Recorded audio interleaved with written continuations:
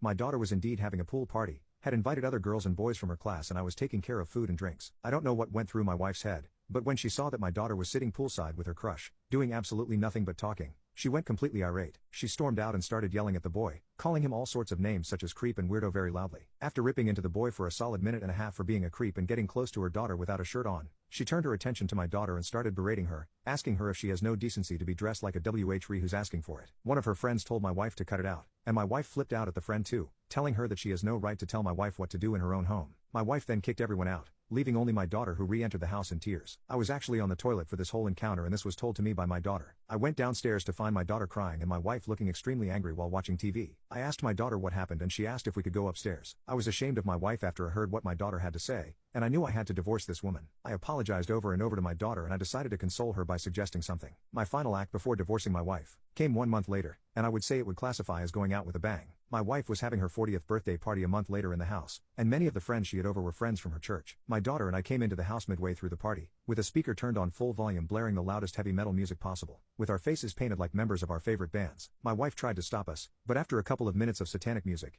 every single one of the people at her party left. I filed for divorce the very next day.